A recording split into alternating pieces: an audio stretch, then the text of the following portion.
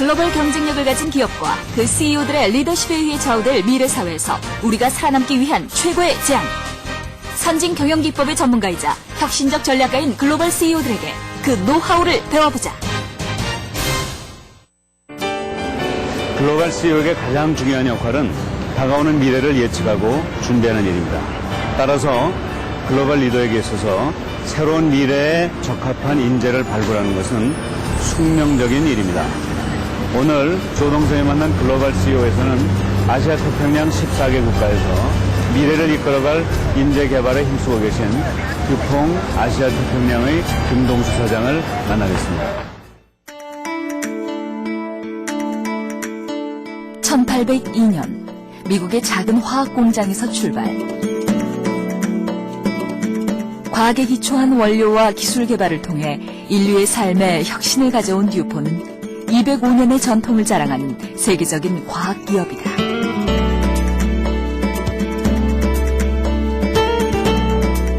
인류 최초로 달에 착륙한 우주인의 옷에 사용된 고성능 소재를 비롯 우리 생활에 밀접한 건축과 인테리어, 디자인 등 다양한 산업 영역을 위한 과학적 솔루션을 제공하고 있다. 1987년 듀폰에 입사, 탁월한 경영 능력을 인정받아 동양인으로는 최초로 듀폰 아시아 태평양 지역을 이끌고 있는 김동수 사장. Having both the local knowledge of the market and a good organization and being able to marry that together with the market, I think is what really gives the strength.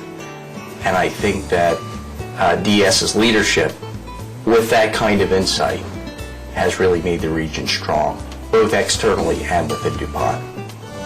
국경 없는 무한 경쟁 속에서 서양인을 제치고 그가 아시아를 대표하는 글로벌 CEO로 발돋움할 수 있었던 이유는 다름 아닌 글로벌 마인드. 여러 문화를 습득하고 편안하게 생각할 수 있는 거, 그게 재산이에요. 그리고 또 나름대로 그 문화를 이해하고 같이 대화를 할 수 있으면 다른 사람들도 또 그만큼 또 그 상대방을 존중하게 되고, 그리고 그럼으로써 일을 잘할 수 있게 되고. 누구보다 앞서 세계와 만나 치열한 경쟁을 이기고 정상에 우뚝 선 글로벌 리더. 듀폰 아시아 태평양 김동수 사장을 만나보자.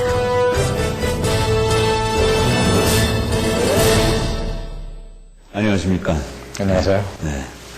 우리 김동수 사장님은 한국에서보다 해외에서 훨씬 더 많이 알려지신 정말 문자 그대로 대한민국을 대표하는 글로벌 CEO이신 것 같습니다. 그런 말씀하시니까 좀 부끄럽습니다. 네. 저는 듀폰에서 근무한 지 한 20년 정도 됐고, 그리고 엔지니어로서 시작을 해가지고 제너럴 매니지먼트로, 그리고 지역 사장으로 성장을 했는데, 제가 아시아인으로서는 처음으로 그 VPGM, 즉 사업부 부장, 한국 기업으로 보면은 그 계열사 사장 역할을 하겠죠. 그걸로 시작해서 1998년에 아시아 지역으로 와가지고 아시아 지역의 사장으로서 처음으로 근무를 했습니다. 아시아인으로서는 처음이고 세계에서도 그 지역인이 지역에서 하야돼가지고선 사장을 하는 것은 듀폰에서 처음이기도 합니다. 그럼 아시아 최초가 아니라 세계 최초라고 봐도 되겠네요? 네, 그렇습니다. 예.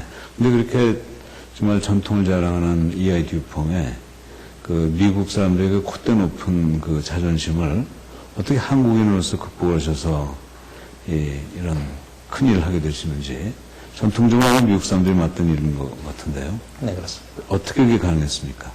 사실 제가 듀폰에 20년 전에 일을 시작했을 때는 그런 꿈을 꾸지 못했었습니다. 특히 그 당시에는 그 미국인이 아닌 사람이 이런 역할을 하는 것은 상상을 할 수도 없기 때문에 그것에 대한 전 준비도 없었고, 그리고 계획도 세우지 못했었습니다. 그런데 한 단계 한 단계 그 나름대로의 그런 그 장애물을 넘고 나니까 그런 기회가 오더군요. 그래 제가 늘 사람들한테 그런 위치에 가는데 가장 어려운 그 장애물이 뭐였냐고 물으면은 서양인들에 대한 컴플렉스라고 얘기를 합니다. 제일 두려웠던 게 서양 사람들을 많이, 특히 미국 사람들을 많이 이끌고서는 일을 한다는 것. 과연 이 사람들이 내 말을 들을까 하는 그런 두려움. 그것이 가장 큰 과제였고 그것을 극복하는 데는 상당한 그런 노력이 필요했습니다.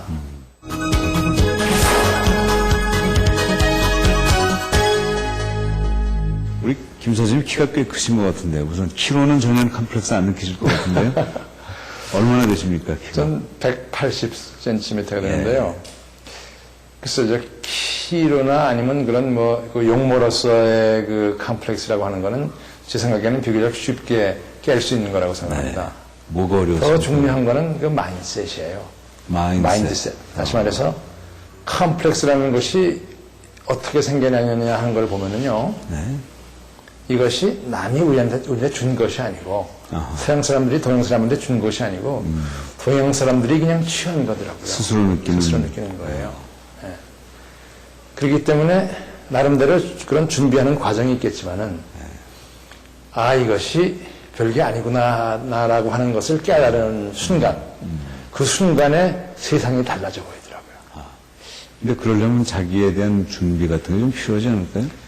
준비가 많이 필요하죠. 첫째로는 언어적으로 어느 정도 자신이 생겨야 되고, 둘째로는 국제적인 그런 그 러직, 나름대로 국제적인 그런 러직을 이해할 수 있고 또 따를 수 있어야 되는 그런 입장이 돼야 되고, 그리고 또 그 국제사회 여러 사회를 나름대로 이해를 해가지고 그거를 소화시킬 수 있는 능력. 다시 말해서 제가 한국 사람으로서 미국 사람처럼 일할 필요도 없고 일본 사람처럼 일할 필요도 없습니다.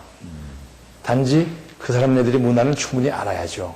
알아야지 그 사람네들하고 경쟁할 수도 있고 그 사람하고 같이 합쳐서 일을 할 수도 있고 그렇기 때문에 나름대로 컴플렉스를 깨는 과정에는 여러 가지 그런 준비할 것들이 많이 있었는데 가장 큰 것은 내 마음속에 있는 컴플렉스. 그것을 깨는 것이 가장 중요한 거였다고 생각합니다. 스스로와의 그 경쟁이라고 봐야 되겠네요. 네. 근데 많은 사람들이 그 컴플렉스를 깨는 방법으로 비슷해지려고 그러거든요. 그러니까 서양 사람하고 똑같이 생각하고 똑같이 말하면 컴플렉스가 해소될 거라고 그러는데 그게 아니라는 말씀이죠? 아니죠. 제가 생각하기에는 제가 현직에 지금 8년째 일을 하고 있는데 보통 일반적으로 이런 직책은 보통 5년 이상 일반적으로 안 시키는 게 이제 그 관례입니다. 그런데 저희 회장이 저를 이 자리에 계속 붙잡고 있는 이유 중에 하나가 제가 아시아인이고 아시아인으로서 행동을 하기 때문에 나름대로 그런 밸류를 주는 게 아닌가 싶습니다. 미국 사람과 똑같다면 5년 만에 바뀌었겠지만 그 전에 바뀌었겠죠. 네. 네? 아시아인들은 그렇게 할 사람들은 많이 있거든요. 그렇죠. 97년에 우리 경제위기가 있을 때 그때 이 아시아 태평양을 맡으신 거죠? 네, 98년부터 맡았어요. 그러니까 사람들이 다 겁을 내고 이 지역에서 철수하고 투자도 줄이고 이럴 때 오히려 이걸 맡으셨는데 뭔가 확신이 있으셨나요? 저희 회장이 저를 부르더니 아시아가 참 이거 심상치 않다. 아시아에 대해서 어떻게 생각하느냐. 그래서 잘 모르겠지만은 나름대로 아시아의 그런 잠재력은 굉장히 크니까는 잘 될 것이라고 생각한다. 그랬더니 저보고 지금 하던 일 다 관두고 아시아에 나가서 그게 1998년 초입니다.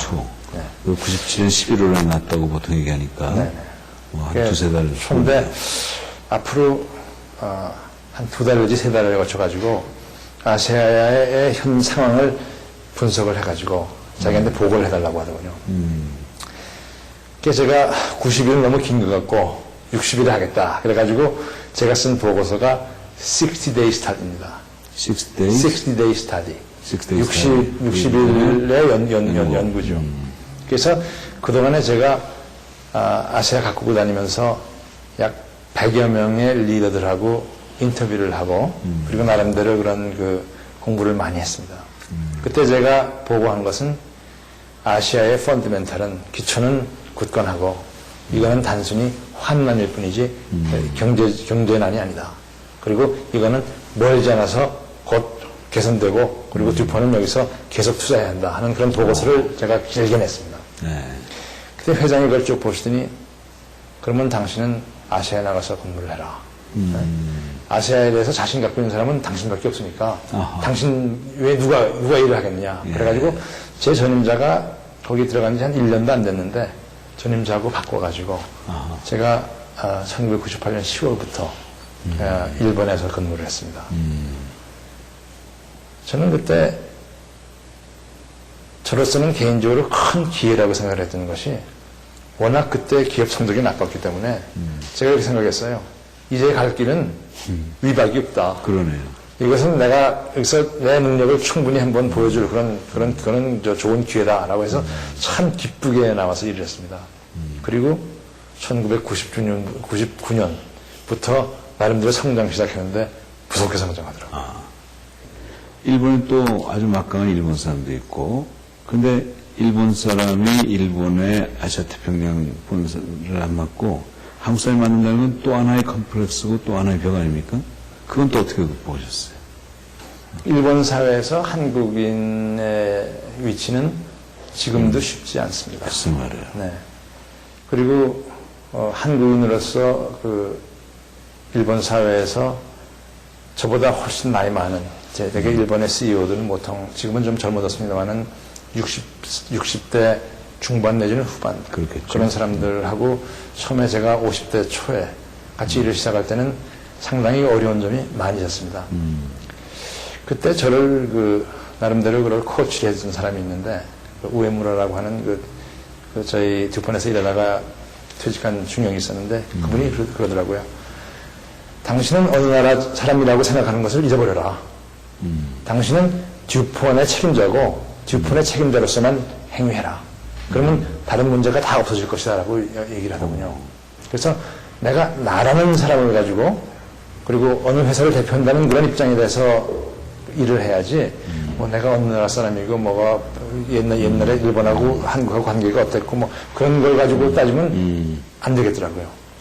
그래서 그렇게 행동을 하는 것이 나름대로 일본 사회에서도 꽤 먹혀 들어가지 않나 하는 그런 생각을 합니다. 일체의 자격지심을 버리고 아주 본업에 충실한 직업인으로서의 자세를 가지면 되는 거네요.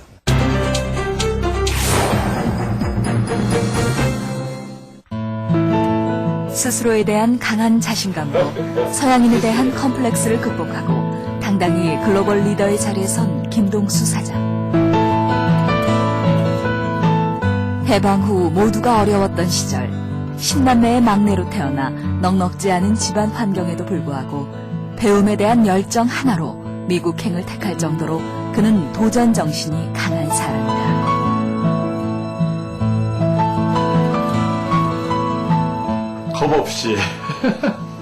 겁 없이 그때 참 어려울 때였거든요.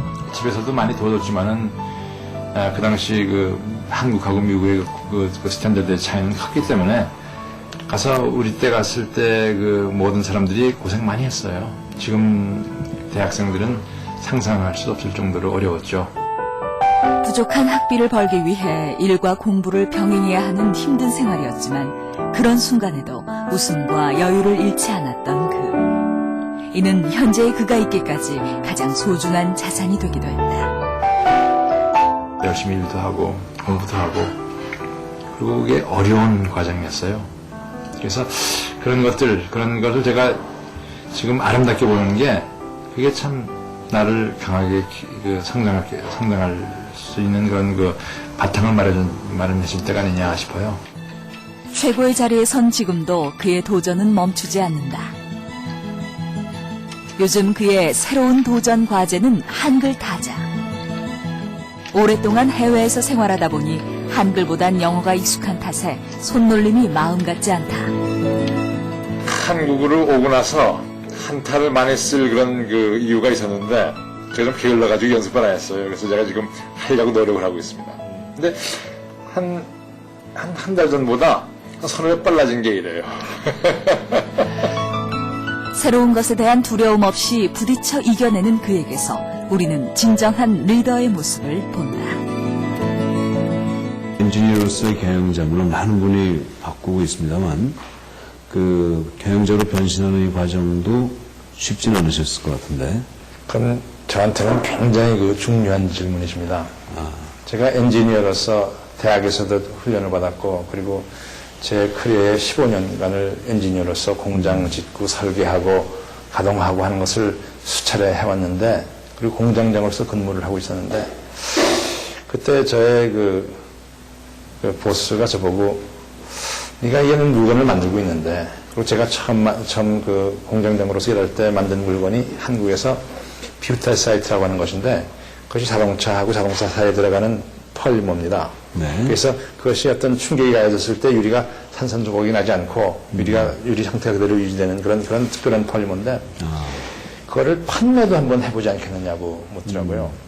저는 그때까지 뭐 연필 한번 팔아본 팔아본 적이 없는 사람인데 그렇죠. 그걸 한번 해보라고 그러더라고요. 그리고 그것의 제일 주요 마켓도 또 일본이었고 그래서 야 내가 과연 이걸 할 수 있을까 참 고민을 했습니다. 일본에서는 또 일본말도 잘해야 될 거 아니에요. 시장으로 가려면. 이제 그거는 이제 두 번째 문제였고 아, 그건 또 두 번째 문제. 과연 내가 이것을 하느냐 마느냐 가지고 고민을 많이 했어요. 예. 한 일주일 고민하다가 제가 하겠다고 했습니다. 엔이 굉장히 세져가지고 예. 일본하고 경쟁하기가 좋은 때였고 그래서 사람의 운도 많이 따르지만은 굉장히 그때 성과가 좋았어요. 아, 그러니까 그 당시에는 그러한 그 과정이 얼마만큼 중요한 거라는 걸 몰랐는데 듀폰이라는 조직을 알고 나니까 모든 사람들이 저를 주목을 하고 있었더라고요. 그게 저의 그 인생을 바꿔놓는 그런 계기가 된다는 것은 제가 그때는 몰랐는데 지금 돌아다 보니까 바로 그거였어요. 아, 그게 자기 영역 파괴. 소위 말해서 제가 늘 말하는 얘기, break the box.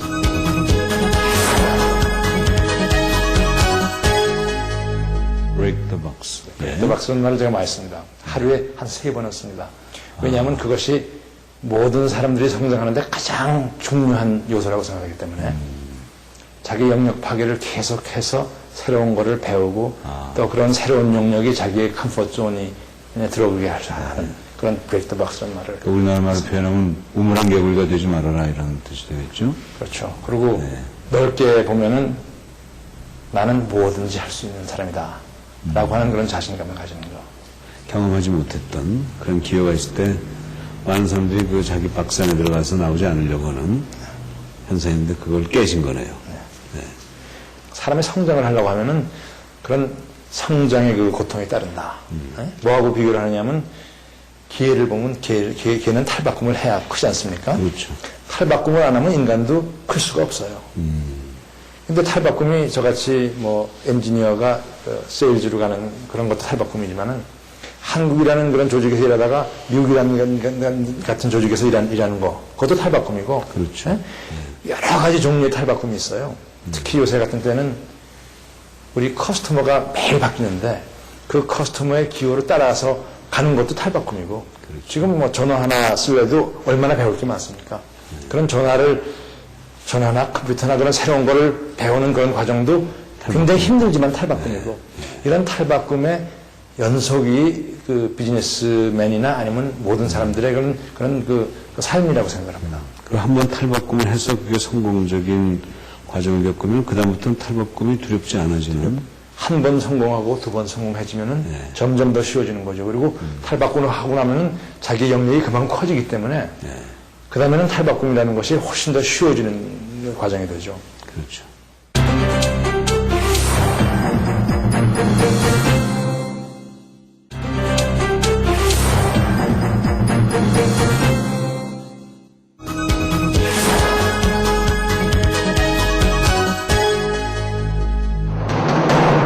올해로 30번째 생일을 맞은 듀폰 코리아. 3번의 강산이 바뀌는 세월 동안 숱한 고비를 함께 넘긴 듀폰 코리아의 가족이 한자리에 모였다. 이번 아시아프로스픽 총괄에서 다니고 계신 김동수 회장. 그리고 그 중심에는 한결같이 믿음직스럽게 직원들을 이끌어온 김동수 사장이 있다. 안녕하세요. 저는 지난 30년 여러분들 듀폰 코리아가 성장해야 여러분들 성장하고 그리고 여러분들이 성장해야 듀폰 코리아가 성장합니다. 그래서 여기 계신 모든 한 분 한 분이 앞으로 10년, 20년, 30년의 듀폰 코리아를 책임질 분이라고 생각하시고 많은 그런 프라이드를 가지시고 지금 프라이드라는 얘기가 했는데 기업을 이끄는 힘이자 자산은 무엇보다 사람이라는 믿음으로 직원들을 대하는 김동수 사장. 직원들의 사소한 얘기에도 귀를 기울이고 아낌없이 조언을 보내는 그는 가장 가까운 멘토이자 역할 모델이다. 김동수 회장님은 뭐 명실공히 가장 성공한 사업적으로 가장 성공한 아이콘 같은 분이라고 생각하는데요. 그럼에도 불구하고 가장 또 겸손한 분이라는 것이 가장 감명 깊습니다. 사람에 대한 사랑을 갖고 계시고 또 흡인력이 있고 절대로 많은 지지자를 확보할 수 있는 굉장히 큰 장점이라고 생각합니다. 사람에 대한 사랑과 열정으로 상대의 마음을 움직이는 김동수 사장. 그의 리더십의 핵심은 사람에 대한 열정이다. 제가 그 제구엘치를 그분이 은퇴한 다음에 만났을 때 당신이 20년 동안 제너럴 일렉트릭의 CEO로서 내린 수많은 의사결정 중에 가장 중요하고 가장 잘된 의사결정 하나만 얘기해달라 그러니까 아주 지체하지 않고 내 후임자인 제프 이멜트를 선택한 것이 가장 중요했고 가장 잘한 결정이다. 그래서 본인이 20년을 CEO로 있으면서 15년 동안 그 작업을 했고 그 작업의 결정체다. 이런 얘기를 했단 말이죠. 엄청나게 중요한 시사점이 있는 것 같은데요. 그렇게 그 사람을 선발하고 기르는 게 어려운가 보죠? 제구엘치가 그때부터 그 사람을 장래의 리더로 키우겠다고 하는 그런 나름대로 정렬이 있었던 거는 그건 저는 충분히 공감을 합니다. 그러니까 글로벌한 그런 그 기업에서 CEO가 될 사람을 키운다고 하는 것은 몇 년의 일이 아닙니다. 그것은 10년, 20년의 일이죠. 그 듀퐁에서는 그러한 그 미래 인재를 양성하는 아주 구체적인 체계적인 프로그램을 가지고 있나요? 프로그램이 있습니다. 저희 말로는 Corporate Promotable이라고 하는 Corporate Promotable. 네. 그거는 퓨처 리더를 키우는 그런 그렇죠. 그 과정인데요. 미래에 승진시킬 만한 가치가 있는 사람을 뽑는다, 뭐 이런 식이 되겠네요. 그렇죠. 네. 네. 보통 그 미국 사람들이 회사에서 일 시작하는 게 20대 초반입니다. 그렇죠. 네, 군대를 안 가고 그러기 때문에 좀 일찍 시작하는데 보통 30대 초반이 되면은 이 사람은 키울 사람이다, 아니다 하는 것이 결정이 됩니다. 30대 초반에. 네. 그리고 30대 초반이 되면은 그런 사람들은 보통 그 우리나라 조직에서 보면 한 이사급의 위치까지 도달을 하고. 그래. 우리나라 지금 이제 대리 간놈. 그렇죠. 우리나라 같은 대리급의 나이죠. 네. 이사급까지 올려놓고 그 다음에는 여러 경험을 쌓을 수 있도록 합니다. 그러니까 우리가 인력 개발이라고 얘기하면은 사람들이 종종 그 어떤 뭐 트레이닝 프로그램에 참여시키고 뭐 그런 교육시키고 하는 것을 얘기하는데 80%의 트레이닝은 어디서 이루어지느냐 하면 실질적으로 업무를 수행하면서 이루어집니다. 그렇죠. 그렇기 때문에 뭐 이 사람은 내가 좀 관심 있는 사람이니까 많은 교육 프로그램에 참여시켜야지 그래서는 안 되고 그 사람을 하여금 넓은 분야의 경험을 쌓을 수 있도록 하는 그런 기회를 주는 겁니다. 그럴 때마다 이 사람이 소위 제가 아까 말씀드린 것처럼 브레이크 더 박스를 해가지고 이것도 배우고 저것도 배워가지고 그래가지고 10년, 20년 후에는 회사의 CEO도 될 수 있는 그런 덕목으로 커질 수 있는 것이죠. 한국적인 어떤 문화에서는 30대에 벌써 앞으로 사장감으로 지명이 받으면 그 사람의 운명이 순탄할 것 같지 않거든요. 온갖 시기와 질투 속에서 비판도 당하고. 네, 그런 게 이제 그 오픈되게 하지는 않지만은 사람들이 다 보고 있으니까 응원능이 알려지게 되죠. 그게 우리나라 정서에는 맞지 않지 않느냐 하는 그런 얘기를 많이 하는데 저도 그것에 대해서는 공감을 안 하는 건 아닙니다. 그런데 회사 입장에서는 두 개 중에 하나의 초이스를 할 게 있어요. 하나는 뭐냐면은 그렇기 때문에 모든 사람이 대리로 승진하고 과장으로 승진하고 부장으로 승진하고 어딘가는 피라미드 조직이니까 어차피 어느 나라에 가든지 간에 언젠가는 사람들이 탈락이 될 때가 있지 않습니까? 탈락이 되는 것이 좀 젊은 나이에서 시작되느냐 아니면 좀 더 높은 그런 레벨에서 시작되느냐 하는 그 차이뿐인데 그렇죠. 그래서 제가 늘 우리 직원들하고 얘기할 때 준비된 사람만 한다는 얘기를 많이 합니다. 그러니까 준비 안 하고 대학 시험 보러 가는 사람 없지 않습니까? 그렇죠. 그래서 제가 그 도덕의 데피니션은 준비 안 하고 뭘 얻으려고 하는 사람이 이게 바로 도둑놈이다. 그 도둑질하는 게 아니냐 하는 그런 얘기를 농담 삼아서 하는데 준비 안 하고 그 결실만 얻으려고 하면 도둑놈이다. 네. 그런데 준비는 구체적으로 해야 합니다. 예. 막연하게 아무튼 잘해야지 뭐 그런 막연한 그런 준비를 해서는 안 되고 구체적인 준비를 해야 합니다. 예. 좀 우리가 구체적으로 예를 들면 방법을 제시해 주시죠. 우리가 뭐가 약하냐? 우리가 R&D가 약하다. 그러면 우리가 약한 R&D를 어떻게 해서 새로운 제품을 개발하고 하는 것, 그런 것을 어떻게 하느냐? 다른 회사하고 손을 잡을 것이냐? 대학교하고 같이 일을 할 것이냐? 어떻게 하면 버젯을 더 늘릴 것이냐 하는 그런 구체적인 얘기. 사람도 우리가 동남아 시장에 더 나가겠다 아니면 미국 시장에 더 나가겠다 하면 그런 데서 일할 수 있는 사람들을 개발해가지고 훈련을 시키고 그리고 그 훈련은 이미 시작됐어야 한다고 생각합니다. 그렇죠. 네. 자, 그럼 그런 사람이 지도자로서 필요할 뿐만 아니라 사실 우리 김 사장님을 떠받쳐주는 부하들에게도 필요한 덕목 아니겠어요? 그러면 그 부하들에게 그러한 능력을 갖추게 하는 끊임없는 노력을 하시는 것 같은데, 김 사장님의 시간에 몇 프로나 부하들을 그렇게 만드는 데 쓰십니까? 전보다 점점 그런 시간이 길어집니다. 처음에 제가 이직 책에 왔을 때는 글쎄 한 20%? 20%. 지금은 아마 5-60% 5-60% 이상의 시간을 보냅니다. 그러니까 부하를 기르는데 반 이상을. 네. 그러니까 어떤 데 시간을 보내냐면은 부하들이 적재적소에 일을 할 수 있는 그런 기회를 주는 것. 또 직접 나가서 이런 비슷한 강의를 하는 시간도 상당히 많고 또 개인적으로 그런 퍼스널 멘토링. 저는 멘토십에 대해서 항상 중요하게 생각하는데 개인적으로 사람들의 멘토가 돼가지고 능력이 인정되는 사람들하고는 개인적인 시간을 많이 보내는 것. 그래서 그 세 개 다 합치면은 아마 쉽게 50% 이상이 될 거라고 생각합니다. 근데 우리나라 기업에서는 물론 그런 똑같은 생각하시는 분도 많이 계시지만 또 경우에 따라서는 사람을 기르는 건 인사관리부서한테 맡기고 멘토링은 또 멘토링 전문가한테 맡기고 나는 그냥 일에만 파묻혀 있는 그런 경영자들도 많이 보거든요. 그런 사람들 보시면 어떤 생각이 드세요? 그건 큰 알맹이를 빠뜨리고 매니지먼트를 하는 거라고 생각합니다. 경영자가 사람에 대한 그런 사랑이 없고 패션이 없으면은 그러면은 그 조직은 강한 조직이 될 수가 없죠.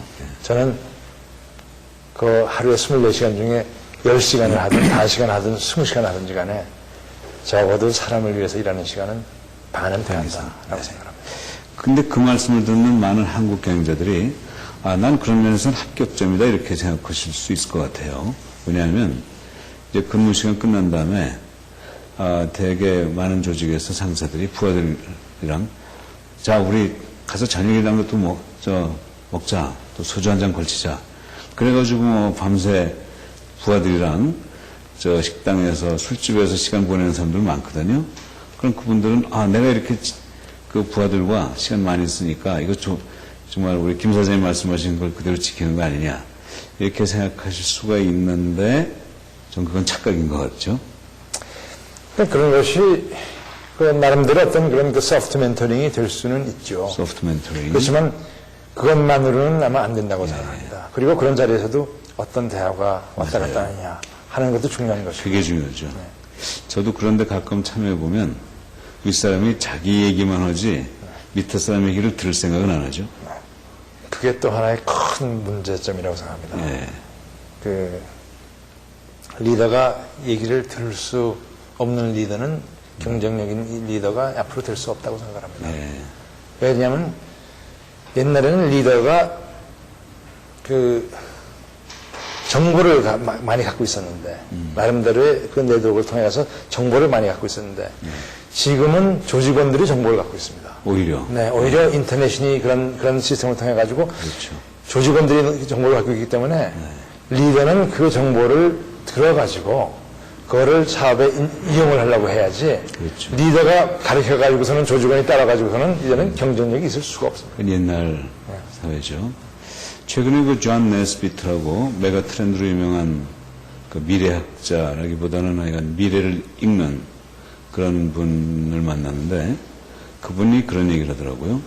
자기가 읽는 미래는 어떤 뭐 혼자서 방 안에 앉아서 곰곰이 뭐 미래를 생각해서 나오는 게 아니라 수많은 신문을 읽고 많은 사람들과 대화를 하면서 거기에서 나오는 키워드를 모아보면 그게 미래에 대한 통찰력이 된다.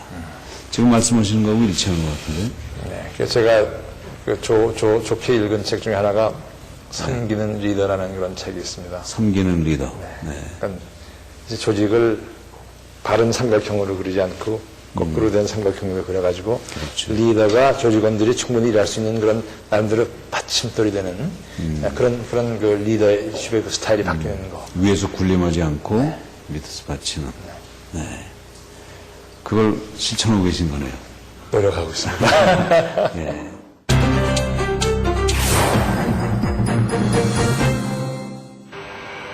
서울 강남의 한 아파트. 모처럼 만에 이른 퇴근이다. 집에 들어서자마자 그를 맞는 3살배기 손녀. 요즘 그의 행복의 원천이다. 뭐 먹었죠? 망고 먹었죠? 그래. 손녀의 재롱 덕에 더욱더 웃음이 많아진 가족들. 손녀를 보며 행복해하는 그도 CEO이기 이전에 한 가정의 할아버지인 것이다. 성훈아, 고마워요. 괜찮아요? 심성이 너무 착해. 고집 쓸 줄 모르고. 왜? 하여튼 몸은 너무 기쁘고 다도 좋고 어떻게 이쁘게 그런지 아주 우리 그 인생을 알아봤어요. 할아버지 얘기해보세요. 평소 할아버지와 인형놀이 하기를 좋아한다는 손녀. 할아버지 얘기해보세요. 천하의 글로벌 CEO도 손녀의 요구 앞에선 속수무책. 제일 힘든 게 이거예요. 야나 뽀로야 성훈아 밥 먹었어? 뭐 먹었어? 사탕, 그래서 그리고 또 뭐 먹었어? 물, 물 먹었어? 그리고 또 사탕. 엄마 말 잘 들었어? 네가 먹었어? 엄마가 먹여줬어? 내가 먹었다. 정말? 응. 거짓말? 가지가 거짓말 아니야? 친구 같은 아빠신 것 같아요. 그냥 뭐 기쁠 때나 좋을 때나 이렇게 전화 바로 해서 다 뭐든지 상의하고 의논할 수 있는 아빠이고 지금 이 자리에 오기까지 숱한 경쟁을 해야 했던 김동수 사장. 가족과 함께했던 시간보다 일과 함께한 시간이 더 많았다. 결론이 짜장면. 그러나 바쁜 가운데 항상 가족들에게 사랑을 보여주고 실천한 가장이었기에 좋은 아버지, 좋은 남편으로 기억되고 있다. 어떤 때는 너무 바쁘고 그래서 조금 그러면 좀 나도 이제 같이 지내고 싶고 그런 욕심이 있어서 딸한테 그래요. 야, 나 아빠가 그러기 때문에 숨차다. 힘들다 그러면 우리 딸이 요새도 참 현명하더라고요. 아빠의 장점을 많이 보라고. 근데 정말 성실하게 해줬고 또 힘든 부모님한테 잘했고 그러니까 자기 일에 대해서 열심히 했고 감사해요. 듀폰의 아시아 태평양을 경영한 지도 10여 년. 요즘 그의 관심사는 인재 양성이다. 후배 리더를 양성하는데 업무 시간의 50% 이상을 할애하며 자신의 경험과 노하우를 체계적으로 정리하고 있다.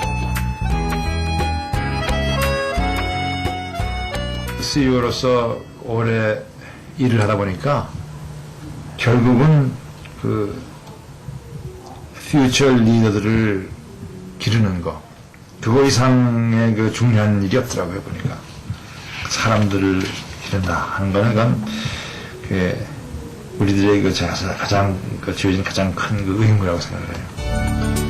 본인 스스로가 수많은 도전을 극복하고 지금의 자리에 섰기에 누구보다 자신있게 리더를 키울 수 있다는 그. 과연 그는 후배들에게 어떤 얘기를 들려주고 싶은 걸까? 옛날에 잘했던 거 못했던 거 잊어버려라. 그리고 앞날을 위해 가지고서는 노력해라. 그리고 노력하면 잘 될 수 있다고 하는 그런 자신 가져라. 그러면 정말 어느 누구도 그 큰 리더로서 성공할 수 있다라고 생각을 해요. 우리나라의 많은 젊은이들을 글로벌 리더로 양성해 한국의 경쟁력을 키우는 것. 지금 그가 몰두하고 있는 바람기도 하다.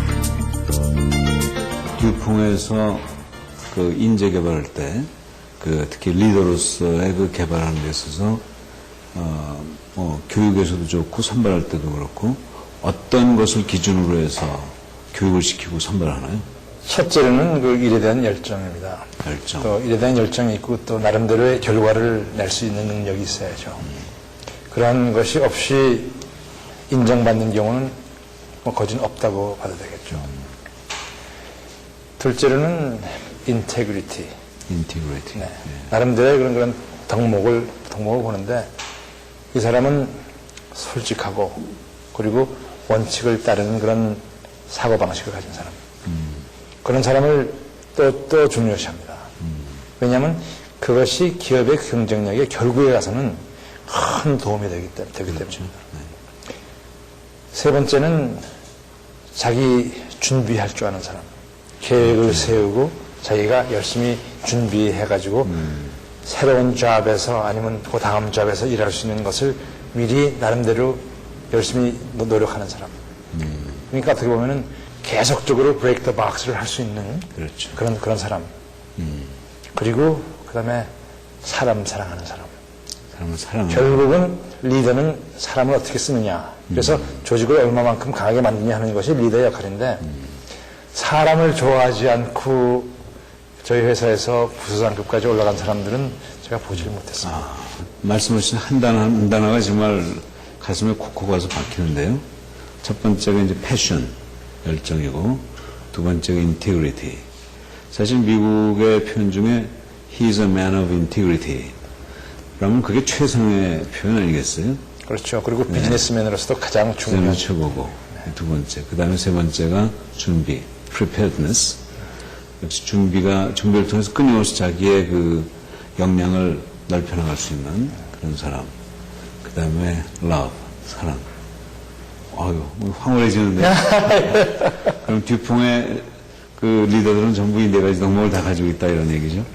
저는 그렇게 생각합니다. 네 가지 중에 제일 중요한 거 하나만 얘기한다면 뭘까요? 그 원칙을 중요시하는 게 인티그리티죠. 그게 중요하다고 생각합니다. 맞아요. 인티그리티는 참 끊임없이 만들어 나가는 오랜 기간이 필요한 그런 과정이라는 점에서 의미가 있는 것 같습니다. 그리고 어느 쪽에 봐서도 같이 보여줄 수 있는. 똑같이 보여주는. 그러니까 신뢰가 형성될 수 있겠죠. 그렇죠. 신뢰할 수 있는 사람이고 또 그런 사람은 다른 사람을 신뢰할 줄도 압니다. 각국의 그 경영자들의 또 뭐 소비자까지 포함해서 그 사람들의 좀 차이가 좀 있는 것 같죠. 좀 다른 나라랑 비교해 볼 때 한국 사람들이 가지고 있는 장점과 단점이 뭔지 좀 말씀해 주시면 많은 도움이 되겠네요. 제가 가끔 그 아시아 전 지역에 있는 리더들을 모아가지고서는 회의를 할 때가 있습니다.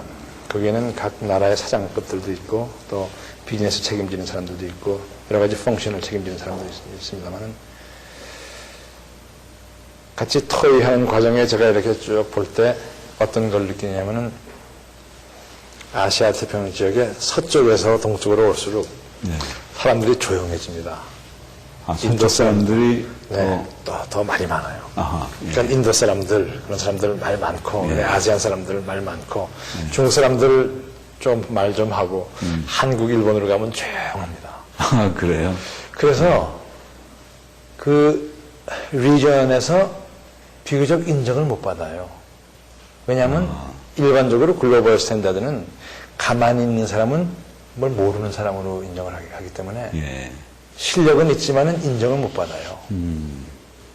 그래서 조용하다가 한마디 이렇게 하는 게 굉장히 의미 있는 얘기를 탁 할 때가 많이 있죠. 그렇지만은 자기의 표현을 충분히 안 하기 때문에 일반적으로 인정을 못 받습니다. 그런 기회를 못 잡죠. 그래서 저희 사람들은 앞으로 조금 더 자기 목소리를 낼 수 있고 그리고 또 나름대로 팔로워가 아니고 그런 모임에서 리더로서 하는 역할도 하고 하는 그런 훈련을 해야 될 것 같습니다. 그래서 제가 우리 직원들한테 그런 얘기를 합니다. 바보 같은 소리를 하는 사람이 가만히 있는 사람보다는 낫다고 얘기를 합니다. 좀 역설적인 얘기인데 제가 그만큼 우리 직원들한테 목소리를 내라고 얘기를 합니다. 하긴 또 말하는 과정에서 배우게 되니까 그렇죠. 처음엔 좀 바보 같다라도 좀 경험을 하면서 좀 의미 있는 얘기가 나오겠네요. 그리고 말하거나 가르칠 때 나름대로 자기 그 사고를 확실하게 정립할 수 있는 그런 기회도 되거든요. 그렇죠. 그렇기 때문에 말을 한다는 것은 중요한 거라고 생각합니다. 네. 그 글로벌 스탠다드를 머리뿐만 아니라 마음으로까지 받아들여야 되는데 이 글로벌 스탠다드의 정체가 뭘까요? 제가 보기에는 글로벌 스탠다드는 하나의 스탠다드라고 생각하지 않습니다. 글로벌 스탠다드는 여러 경쟁력이 있는 여러 나라의 그런 시스템과 문화를 이해를 한다는 것을 저는 경쟁력이 있는 걸로 그 글로벌 스탠다드라고 생각합니다. 그런 상황에서 우리가 경쟁력이 있으려면 어떻게 하느냐?